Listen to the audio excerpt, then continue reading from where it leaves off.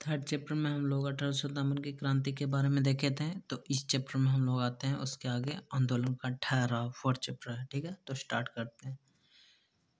सन 1857 के प्रथम स्वतंत्रता संघर्ष ने अचानक ब्रिटिश सरकार की आंखें खोल दी। इंग्लैंड की सरकार इस विद्रोह से अचानक चैतन्य हो उठी और उसने भारत में अपने साम्राज्य को सुदृढ़ बनाने के लिए कुछ महत्वपूर्ण परिवर्तन किए। कौन कौन परिवर्तन है वही हम लोग देखेंगे। ठीक है, तो इनमें सबसे पहला और महत्वपूर्ण कदम यह था कि ब्रिटेन की संसद ने एक अधिनियम पारित किया।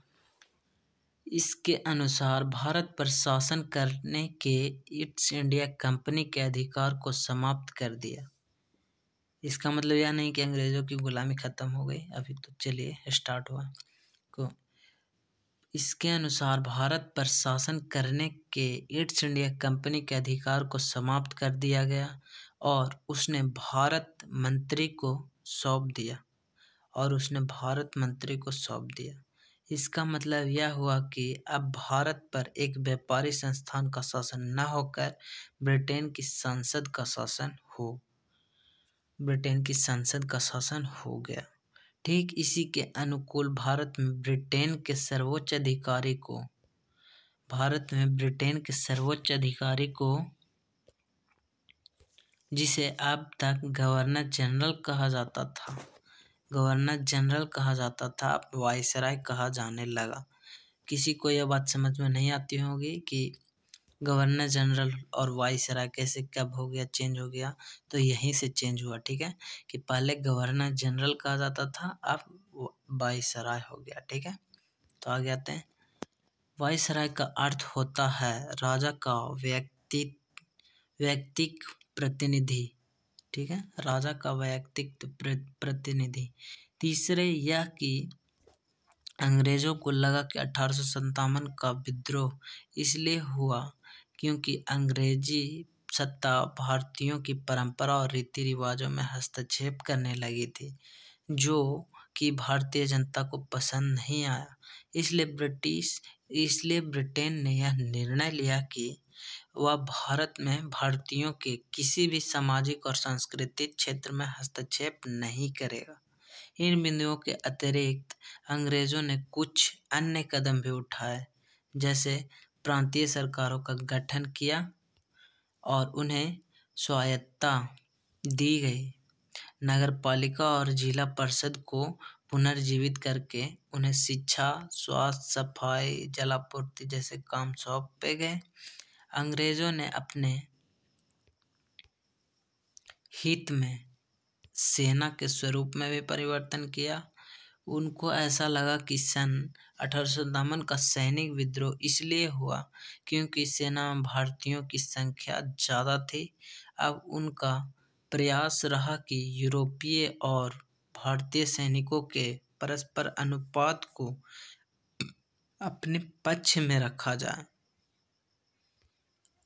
साथ ही यूरोपीय फौजों को महत्वपूर्ण स्थानों पर रखा जाए। अंग्रेजों ने अपनी भारतीय सेना का संगठन फूट डालो और राज करो की नीति के आधार पर किया। अब फौज में भर्ती करते समय जाति, क्षेत्र, धर्म के नाम पर भेदभाव किए गए।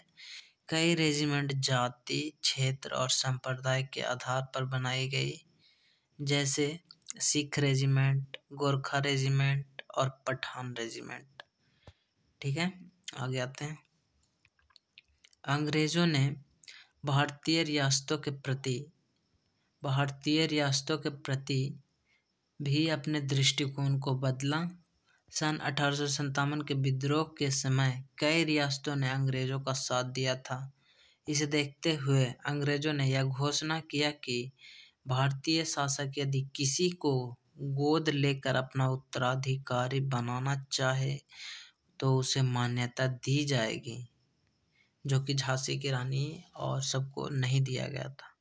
ठीक है, यह भी कहा गया कि किसी भी रियासत के इलाकों पर अंग्रेजी सरकार कब्जा नहीं करेगी।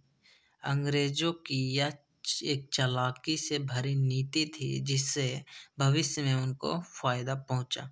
20वीं शताब्दी के प्रारंभ में जब स्वतंत्रता आंदोलन ने जोर पकड़ा तो अंग्रेजों के द्वारा उपकृत कई देशी रियासतों ने इस स्वतंत्रता आंदोलन के विरुद्ध अंग्रेजों का साथ दिया। आगे आते हैं। सन 1857 के विद्रोह में अंग्रेजों ने हिंदुओं और मुसलमानों के बीच जो एकता देखी उससे उनके कान खड़े हो गए। इसलिए उन्होंने इसके तुरंत बाद हिंदू और मुसलमानों के बीच फूट डालकर राज करने की नीति का सहारा लिया। विद्रोह के तुरंत बाद अंग्रेजों ने मुस्लिम विरोधी नीति अपनाई और उन्हें दंड दिया। विद्रोह के तुरंत बाद मुस्लिम विरोधी नीति अपनाई और उन्हें दंड दिया। साथ ही हिंदुओं को अपना प्रिय पात्र घोषित किया। कुछ ही वर्षों बाद 1870 में अंग्रेजों ने अपनी इस नीति को उलट दिया तथा वे उच्च और मध्यम वर्ग के मुस्लिमों को राष्ट्रीय चेतना के विरुद्ध उकसाने का काम करने लगा। ठीक है, तो आगे आते हैं। अंग्रेजों को यह भी लगा कि जनता को शिक्षित करने में प्रेस की भूमिका रही है। जनता को शिक्षित करने में प्रेस की भूमिका रही है और यह बात झूठ भी नहीं थी। राजा राम मोहन राय, ईश्वरचंद्र विद्यासागर, दादा भाई नौरोजी, न्यायमूर्ति रनाडे और सुरेंद्रनाथ बनर्जी, लोकमान्य तिलक, लाला लाजपत राय, बिपिन चंद्र पाल जैसे राष्ट्रीय नेताओं द्वारा निकाले जा रहे समाचार पत्र सरकारी नीतियों की पोल खोलकर जनता को शिक्षित करने का काम कर रहे थे। इससे पूरे देश में एक राष्ट्रीय चेतना पैदा हो रही थी। इसको नियंत्रित करने के लिए पहली बार सन 1878 में वर्नाक्युलर प्रेस एक्ट पास करके भाषाई समाचार पत्रों की स्वतंत्रता को दबाने की कोशिश की गई, लेकिन इसके विरुद्ध इतनी जोरदार आवाज उठी कि सन 1882 में उसे रद्द करना पड़ा। 1878 में वर्नाक्युलर प्रेस एक्ट के विरोध में इतना जोर से आवाज उठा कि 1882 में उसे रद्द करना पड़ा। ठीक है, आगे आते हैं। भारतीय अर्थव्यवस्था पर प्रहार। तो ब्रिटिश सरकार ने ऐसी नीति अपनाई थी जिससे भारतीय अर्थव्यवस्था का परंपरागत स्वरूप न केवल बदला गया था बल्कि कहना चाहिए कि चरमरा ही गया था। ठीक है, भारतीय अर्थव्यवस्था एक प्रकार से औपनिवेशिक अर्थव्यवस्था में परिवर्तित हो गई थी। शहर में रहने वाले हस्तशिल्पियों की आर्थिक स्थिति अचानक खराब हो गई थी क्योंकि उन्हें इंग्लैंड में मशीन से बने हुए सस्ते कपड़ों का मुकाबला करना पड़ता था। जहां तक ग्रामीण हस्तशिल्पियों का सवाल था, रेलवे का विकास होते ही उनकी बर्बादी शुरू हो गई क्योंकि अब ब्रिटेन में बनी वस्तुएं दूर दराज के क्षेत्रों तक पहुंचने लगी। नतीजा यह हुआ कि सूती कपड़ों के साथ साथ रेशमी ऊनी वस्त्रों के उद्योग को भी बहुत धक्का पहुंचा। इसके साथ ही लोहा, मिट्टी के बर्तन, धातु, कागज, शीशा तथा रंगाई जैसे उद्योगों की भी हालत दयनीय हो गई। चूंकि अंग्रेजों ने भारत में आधुनिक उद्योग नहीं लगाए थे, इसलिए इन बेरोजगार हस्तशिल्पियों को रोजगार भी नहीं मिल सका। नतीजा यह हुआ कि लोग खेती पर अधिक से अधिक निर्भर होते गए, जिनका अंतिम परिणाम किसानों की दरिद्रता के रूप में सामने आया। जमीन पर भी अंग्रेजी सरकार कर बढ़ाती रही, लेकिन उसने कृषि के विकास के लिए कोई विशेष उपाय नहीं किए। अंग्रेजों की कर प्रणाली से महाजनों को लाभ हुआ, किसानों को नहीं। महाजन गांव वालों से उचित दर पर ब्याज लेते थे, साथ ही अपनी कर्ज की वसूली के रूप में वे किसानों की जमीन को भी हथिया सकते थे। इसके कारण किसान कर्ज में डूबते चले गए और उनकी जमीन धीरे धीरे महाजनों के हाथों में चली गई, जिनके रूप में अंग्रेजों ने एक हितैषी वर्ग तैयार कर लिया था। निश्चित रूप से अंग्रेजों के शासनकाल में देश की आर्थिक स्थिति निरंतर गिरती गई। अंग्रेजों ने पूरे भारत का इस्तेमाल एक चारागाह की तरह किया, जिसका अपने हित में अधिक आर्थिक शोषण करना ही उनका एकमात्र लक्ष्य था।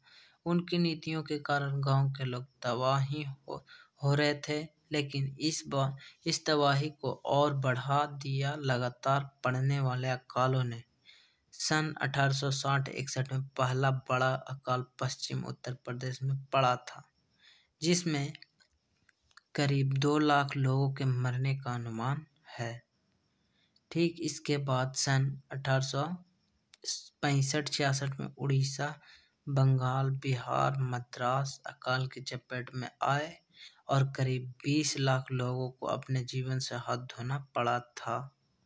यानी यहाँ भी अकाल पड़ा था और उसमें 2 लाख लोग मारे गए थे। और फिर यहाँ अकाल पड़ा था 65 से 66 में, जिसमें 20 लाख लोगों को अपने जीवन से हाथ धोना पड़ा था। सन 1868 से 70 में पश्चिमी उत्तर प्रदेश, मुंबई और पंजाब में जो अकाल पड़ा उसमें अनुमानतः 14 लाख लोग मारे गए। यानी कंटिन्यू देखा जाए तो 10 साल में यहाँ से लेकर यहाँ तक इतना अकाल पड़ा। ठीक है, अभी और पड़ने वाला। तो यहाँ से सन 1868 से 70 में पश्चिमी उत्तर प्रदेश, मुंबई, पंजाब में जो अकाल पड़ा उसमें अनुमानतः 14 लाख लोग मारे गए।